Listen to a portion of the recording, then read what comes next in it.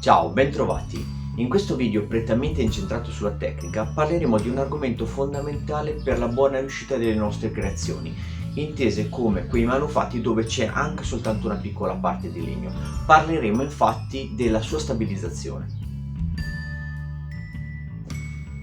La stabilizzazione è un processo di lavorazione del legno che si basa sull'iniezione nello stesso da parte di una resina specifica. Cosa serve? Serve per andare a migliorarne quelle caratteristiche fisiche di resistenza, dilatazione, trazione, colore, movimenti termici, resistenza all'umidità, all'acqua diretta, che ne allungano la vita nel tempo. La stabilizzazione non è una procedura particolarmente complessa, ma la sua riuscita è legata ad alcuni passaggi fondamentali. Saltarne uno o farlo anche solo parzialmente significa pregiudicare completamente tutto il lavoro che stiamo facendo.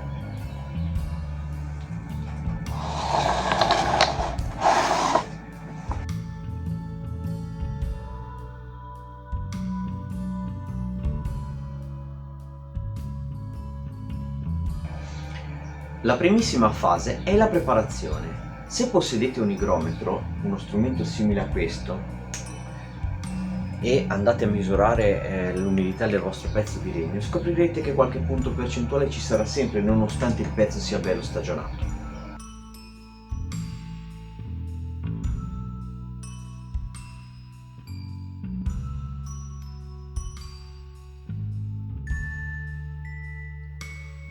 Per capire come mai ciò accade, immaginiamo di poter osservare un pezzo di legno a livello cellulare. Schematizzando vedremo una struttura simile ad una spugna, composta da pori, interstizi comunicanti tra di loro.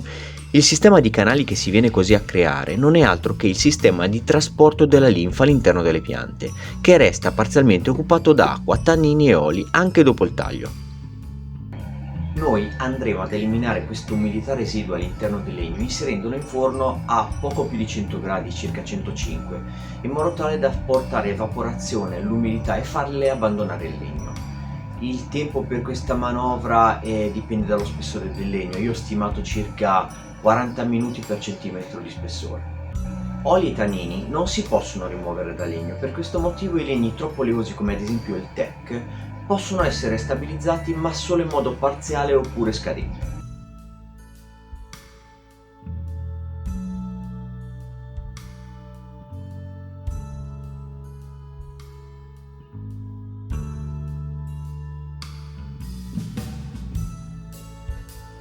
Verificato con l'igrometro che la percentuale di umidità del nostro legno è scesa a zero, procediamo a rimuoverlo dal forno inserendolo subito all'interno di buste sigillate, in modo tale da evitare il ritorno di umidità in fase di raffreddamento.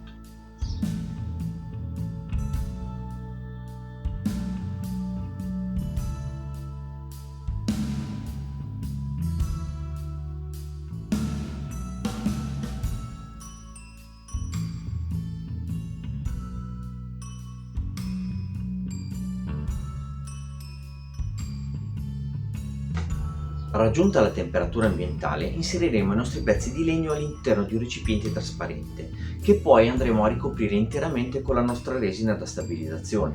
Attenzione però, i nostri legni dovranno essere ricoperti completamente. Una minima parte emergente dalla resina potrebbe vanificare il tutto, perché in fase di ritorno di pressione atmosferica il pezzo di legno risucchierebbe l'aria anziché la resina.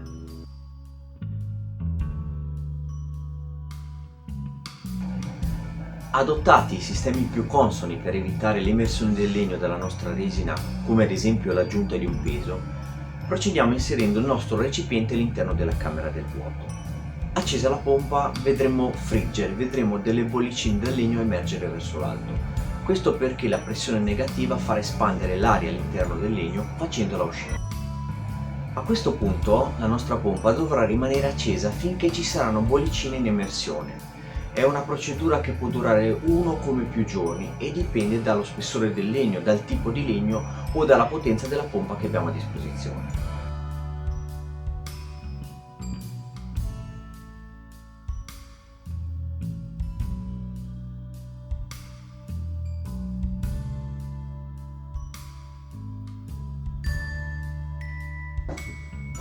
Soltanto quando non ci saranno più bolle in immersione dei nostri pezzi di legno potremo andare a riaprire la nostra camera del vuoto per ripristinare la pressione atmosferica.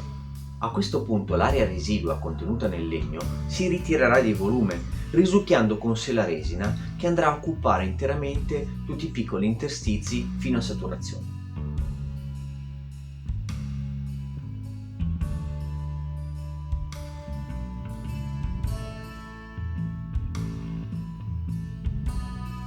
Per monitorare il progredire dell'iniezione di resina non dovremo far altro che, una volta aperta la camera del vuoto, segnare con pennarello nero il livello della resina.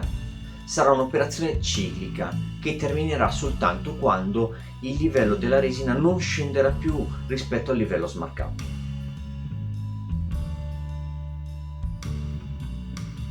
E ciò indica che la resina non ha più spazi da riempire all'interno del legno. Per questo potremo passare alla fase successiva. I tempi di iniezione completa variano anche qui da 1 a più giorni, sempre a seconda della sezione e del tipo di legno.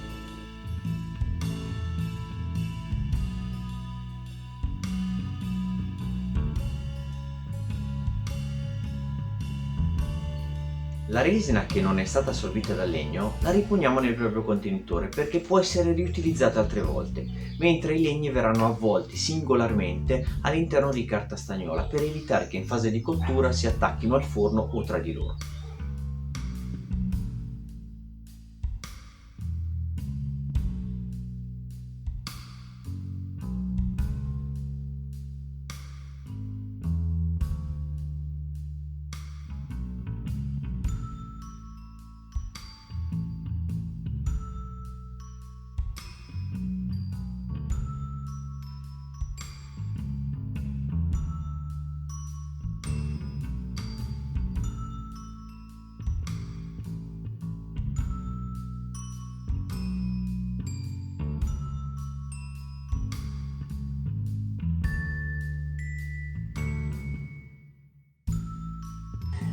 Questi pezzi verranno inseriti poi in forno a una temperatura di circa 90 gradi, quella è la temperatura di catalisi della mia resina, voi controllate sulle istruzioni della resina che avete a disposizione.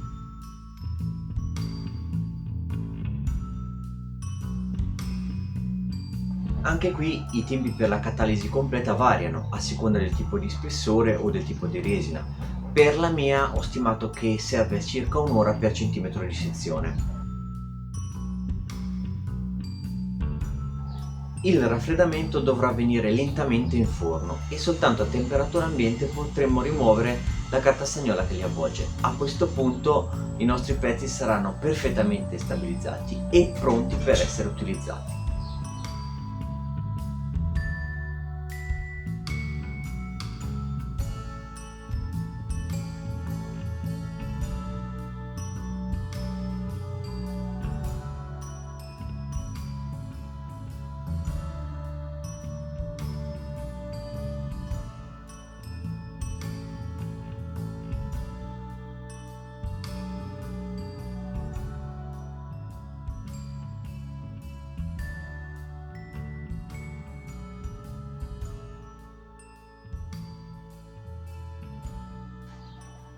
E anche questa volta siamo arrivati al termine di questo video. Se non avete chiaro qualche cosa, scrivetelo nei commenti e vi risponderò il prima possibile. Se lo avete trovato interessante o utile per le vostre creazioni, mettetemi un bel like, e se non volete perdervi nuovi video con dei nuovi contenuti, iscrivetevi al canale. Ciao!